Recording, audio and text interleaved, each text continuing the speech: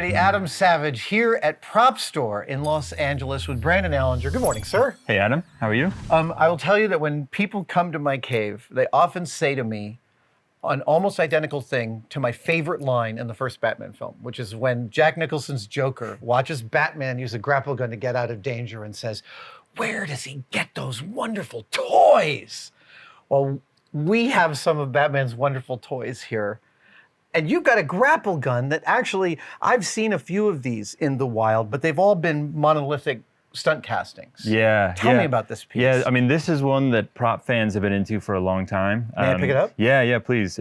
I don't know if the technical name is grapple gun or spear gun. You see it kind of called different things. It's, you know, this type of prop played in both 1989 Batman and Batman Returns. This specific version is from Returns, from the second film. In the first movie, it's interesting, there's behind the scenes footage where you can see they actually built a lot of real practical functional props, and it was all designed to seam here. And the concept was you kind of had this, they called it the spring action reel at the back of it. Yeah. And then you could put different attachments on the front. That was within universe. Yes. That it was, Batman had a modular system. And you actually see it like when he's hanging off the cathedral at the end of the movie, he shoots out the little bola thing with the two rocks on it.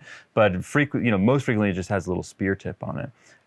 So it's, it was designed by, I think, Julian Caldo, who did a lot of the art department work, drew up some of the gadgets, and they built a number of different styles for the first movie. The second movie, it only shows up once, I think, which is in the battle sequence with the Red Triangle gang, right? The Penguins gang out on the streets, and Batman pulls it off his belt. He shoots it at a chunk of wall behind a guy and pulls a section of wall out to knock him out.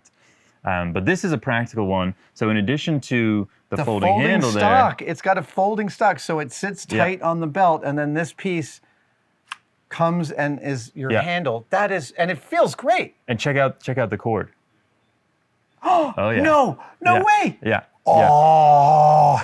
Yeah, real spring action. So I mean, what do you think would have been the intention with the shot there? They were obviously thinking that they were going to use that practically for some specific shot. I don't know if it would be literally just a shot of it retracting, or I don't know. It's funny. I mean, it's also like when these things are first being built, if you're a supervisor, you want to have as much, you want to be able to supply whatever the director wants, right?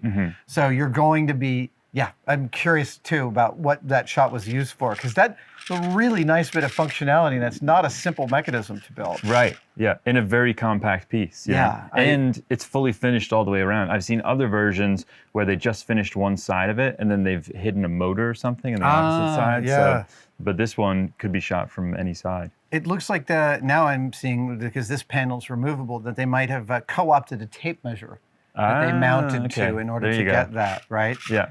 You're reverse engineering the prop development. Yeah. You may well be correct with that.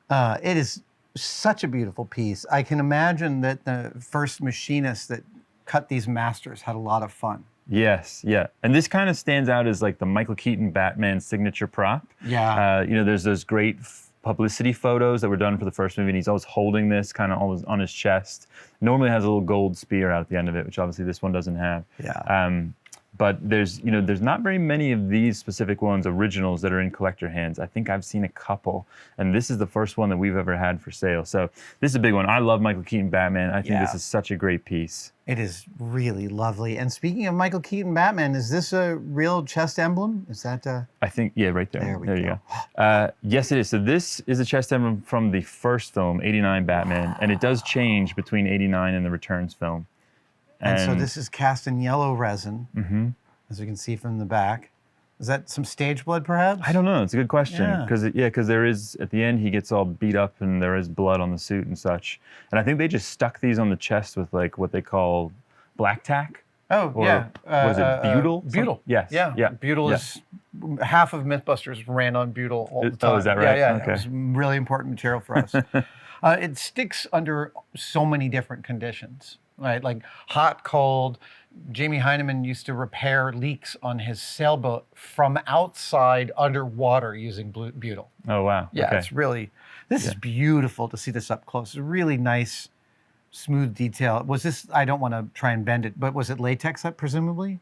Or maybe resin. I think that one's a resin. Oh, yeah, okay. I think they did all those in resin, at least for the first film. I think you may be right that later when they got into the Schumacher movies 3 and 4, Right. those might have been cast in latex. So. Right, because like this is I don't know whether this is a Lisa Silverstone belt, but it's cast in a flexible urethane. Yeah, yeah. Which, by the way, just as an aside, the paint job is in amazing condition for a flexible piece. Yes. This old. Yeah.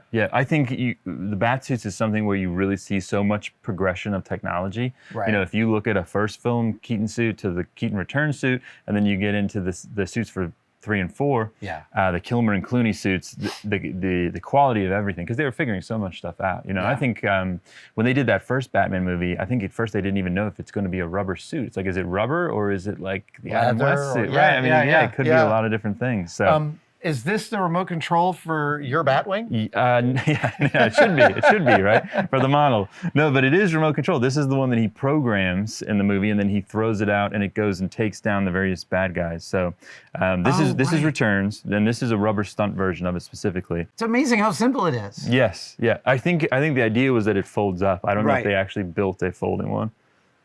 I loved that about the original Batman. I just love the idea of the shell over the Batmobile, even though it wasn't like physically possible. Right. Yeah. Great design in those first two movies, and I think this spear gun kind of exemplifies that. You know? This is just right here is an amazing trio of artifacts from the Batman universe. Yes. Yeah. Yeah. Dude, I feel really lucky to have seen a mechanically operating. Did you ever have a replica of this? No. Because there are a bunch of them out there. There are. My issues with it is I'm always looking for a certain kind of experience. So this would be sort of the minimum amount of functionality I'd want out of mine. Yeah. Look, it's not inconceivable that I may machine my own at some point. Yeah. It's not a super complex prop to build. They actually built one. I'll show you a link on YouTube where this is actually rotating also, like as if that's supposed to be some kind of firing mechanism. It looks just like a registration system to me. But they built a number of practical ones for that first film, which have never showed up. They're not in private collections. We don't know what happened to them. So if you have those, know what happened reach out to us. Yes. The missing 1989 Batman grapple guns. It is. I mean, that's one of the things I love about coming here. Is not just seeing some amazing artifacts from films I love, but also like you're saying, it's the only one you know about, right? Like that's a lovely bit of rarity, and you know somebody spent some labor on that 30 years ago, and here we get to play with it. And again, we were talking earlier about, for us, it's like that treasure hunting side of it is so much fun, of just the wondering, you know, what we're saying right there. You said a minute ago that prop maker turned up on your comments section and said, hey, I made the original. So it's like, what might be hiding out there that just no one's aware of at this point, you know? It is one of the subtext of the videos I put up on Tested is I want those stories. Right. Tell me those stories. Let's start a conversation. I love knowing the history of those things. Yeah, and obviously you've met loads of people who built all these famous things that we all remember from favorite movies. So it's it's a good experience when it comes together. Brandon, this is magnificent Batman stuff. Thank you. Yeah, no, glad you got to come in and take a look at them. Dude.